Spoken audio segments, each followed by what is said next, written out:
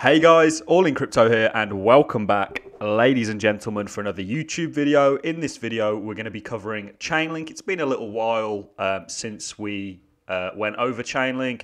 I'm going to be giving you a kind of update on not only Chainlink, but the overall sort of market, but predominantly focusing on Chainlink. I feel like a lot of people out there kind of lost interest in Chainlink, certainly at the moment where we see a lot of other altcoins pumping. Chainlink is somewhat underperforming, and we all know that everyone nowadays has ADD, attention deficit disorder, so they're constantly, on the next thing and, don't really focus on one project. But Chainlink is still in my top 5 cryptocurrency holdings. And it's there for a reason, guys. I'm going to be updating you. We're going to take a look at Chainlink. We're going to take a look at where it is today. I'm going to be telling you what I think is coming for Chainlink. This chart I think we looked at in our last video where we were kind of drawing, breakouts essentially, and we were monitoring what was happening. We said we were going to break out. We hadn't yet broken out of this triangle in our prior video. We said we were going to do so, and it's kind of come to fruition. So we're going to look at really what's happening today. We're going to take a look at what we think is to come for Chainlink. We're going to be going over some fundamentals that this project has, why it's such a strong project and a fantastic cryptocurrency to hold. We're going to be touching on Grayscale, their trust. For those of you who don't know, Grayscale is essentially what they do is they buy up cryptocurrencies and they create their own kind of tokenized cryptocurrency. So whether it's BTC, Bitcoin, it's called GBTC. And essentially what this does, it allows traditional people who don't want to kind of own crypto directly to get exposure to it via their trust. Chainlink is one of those coins that they have chosen to sort of roll out a trust for, and that has seen some serious interest. And I'm going to talk to you, a lot of people don't know, let's take a look at where Chainlink is today, guys, before we continue with this video. Chainlink is currently sat around about $40, up around about 10% on the daily, up around about 26% on the weekly, and only has a market cap of $16.9 billion.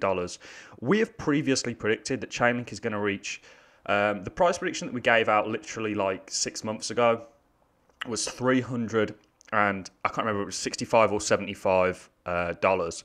We think we're going to go to around about that range. We're of course going to take profits along the way, but I haven't, and I've been accumulating Chainlink for a long time now. I've been picking Chainlink up at sub $2 at some point. I haven't sold any of my Chainlink yet, even though I'm seriously in the profit, and the reason being is because this coin still has a long journey ahead of it. I think 2021 is similar to 2017. We're going to cover that briefly in this video. We're going to be covering why we think April and May are also good months in this video. So stay tuned, guys. We've got a lot to cram in, and hopefully by the end of this, you'll have a real sort of good overview of what Chainlink is doing and where it's at today and what it's likely to do in the future. So let's touch on Chainlink's market cap quickly before we move on. Chainlink only has a 16.9. So essentially a $17 billion market cap. There is absolutely a possibility for this market cap to 10x, thus the price of Chainlink 10xing, so going to around about $400 by the end of the year, by the end of this cycle. We follow the Bitcoin 4-year cycle theory. We think everything revolves around Bitcoin, certainly the crypto space. That's absolutely possible. That would put us at $170 billion. You've got to remember something like XRP or a number of other coins did that back in 2017 when we had a significantly smaller market cap. Chainlink wasn't here in 2017, so it, of course, didn't benefit from that. So this is really its first year of parabolic growth. It's its first kind of... First year of parabolic growth isn't the right way to put it. It's its first experience in a bull market, in a crypto bull market, a serious crypto bull market. Like I say, it wasn't here in 2017. It's here today. We think 2021 is going to play out to in a similar fashion. Certainly today, we know that that's true. We followed 2017 structure and the kind of movement that happened in 2017 very, very closely. We're very correlated with that. So we think that, Chainlink is going to perform exceptionally well this year and could reach, that $400 mark, could significantly overperform that. It might not get there. Remember, I'm not a financial advisor, guys. This is all just my opinion. However, it's a bet that I'm personally taking. I've been here for around about 4 years. I have a relatively good, I believe, understanding of this space. And I understand where this space is going. This is huge. Cryptocurrencies are akin to the internet, or certainly blockchain technology is akin to the internet. in a similar way to, it's similar in its disruptive nature. It's the next thing, like the dot-com boom. Blockchain technology is going to be implemented in everything from governments to financial systems to social systems. We're seeing that take place. And Chainlink is, perhaps going to have a really good role in that, certainly when we talk about the financial system. For those of you who don't know what Chainlink is, I know there's a lot of Link Marines that are probably watching this. Chainlink essentially is an Oracle blockchain. So what Chainlink's main job is to feed off-chain data onto the blockchain. So blockchains, a lot of them, certainly the DeFi projects, have an inherent problem, and that is they can access on-chain data, but they can't access off-chain data. Like, for example, what the exchange rate is between the Great British Pound and the US dollar. Chainlink actually allows those blockchains to onboard off-chain data. It's that, when you think about an Oracle, you think about somebody who's very wise, knowing, smart, and that you'd go to for information. Chainlink is essentially that, but in a blockchain version. So it plays a crucial role and is really one of the only reasons the DeFi space has blown up in the kind of way that it had. We saw it blew up in 2020. And Chainlink is really a reason that those projects could essentially do what they could do, because without Chainlink, they would not be able to onboard that off-chain data. So it's massive, guys. It really is and plays a crucial role. We've seen it's losing, its kind of market position in terms of market cap to a number of other coins that are popping off across the board. We think Chainlink's pump is coming. And let's take a look at the chart today. And one thing that I want to do, guys, is when we kind of break out of these resistance, we break out of these triangles, and I'll highlight what I think is going to happen. If we look at what we did last time, we kind of broke that resistance. We impulsed higher, and then we have a sell-off, a bottoming structure before making another kind of leg upwards. We think a similar thing is going to play out just now. We don't think we're going to have a severe sell-off at all, but we think something like this is going to happen, which essentially is going to, take Chainlink. We could potentially see a doubling in Chainlink's price in a very, very short period of time. We certainly think in the months of April and May, you could see a tripling of Chainlink's price in these months. How do we know April and May are going to be bullish months? We predicted it for way before we even got into April and May. When we saw how March played out for the overall crypto space, we went, hang on a minute, this is following 2017 too similarly. It's scary how close to 2017 this market is following. And we saw that, in March we had a sell-off. We saw the same thing happen this March. So this is 2017 that I'm looking off. These squares, and this is important, guys, we see the market taking a little bit of a sell-off. Certainly some coins taking a sell-off. Sell-offs are part and parcel of bull markets, guys. A lot of people, certainly after big moves, explosive moves, when something sells off, what they do is they get scared. They go, oh no, the bull market must be over.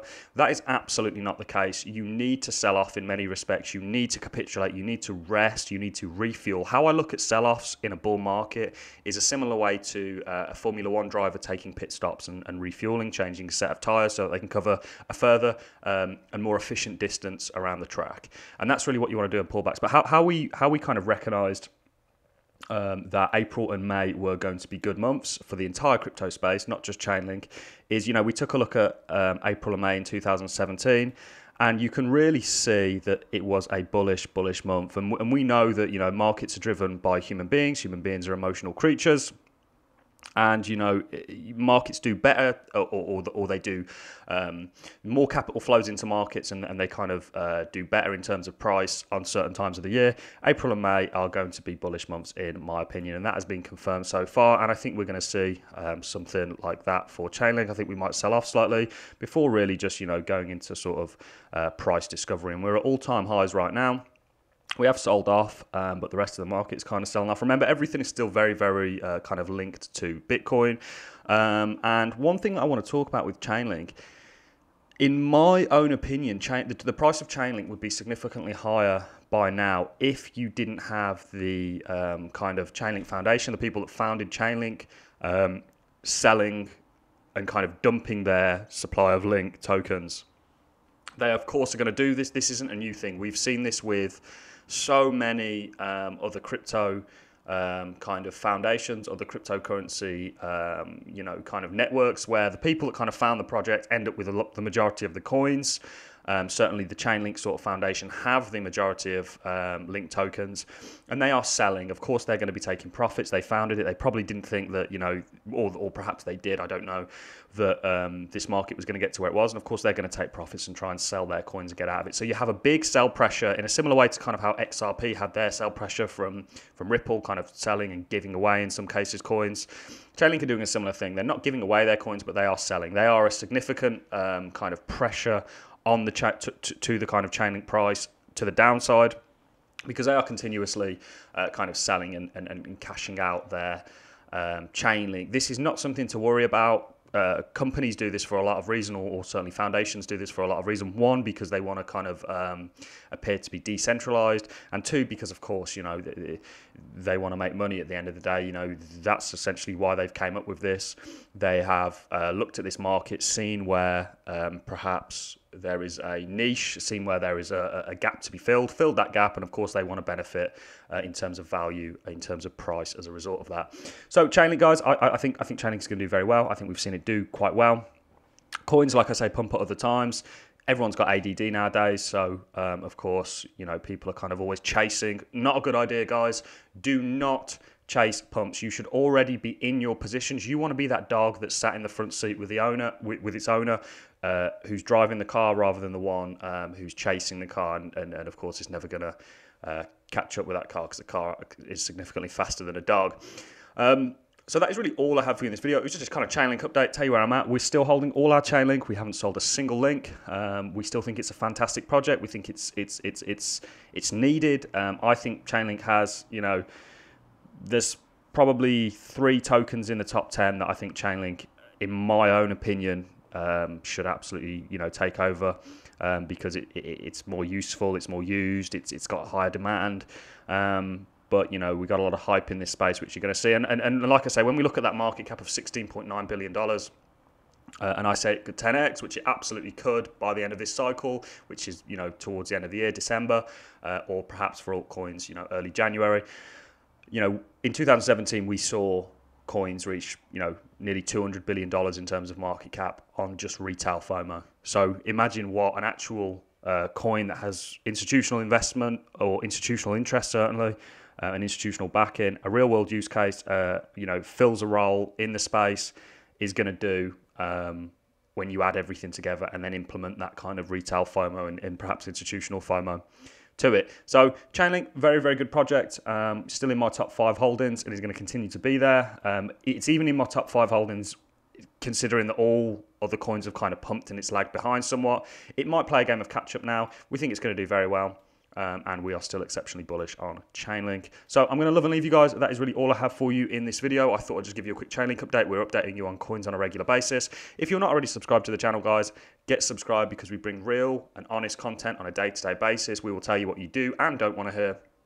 We're not afraid to offend anybody necessarily. Of course, we're not going about our way to do that. But I feel like, honesty is the best policy in this market. There is no point in telling somebody something that isn't achievable. And I've often been accused of being unrealistic in my price predictions, or, what I think a coin is perhaps going to do.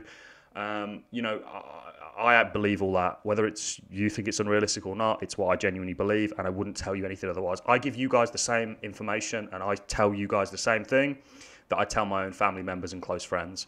So I want you to remember that, because we are different from a lot of other channels on YouTube. I know what the other channels kind of put out, and I wouldn't give that advice to my worst enemy in many cases. Then anyway, neither here nor there, guys. So I'm going to love and leave you. Thanks a lot for watching, guys. I hope you've enjoyed the video. Get subscribed. A like is appreciated. A comment is definitely appreciated. I want to know your feedback, whether it's good or bad. And get subscribed to the realest and fastest growing YouTube channel out there, guys, because we're bringing you consistent content on a regular basis. So hopefully I'll see you all in the next video. I look forward to seeing you there, guys. Have a fantastic day.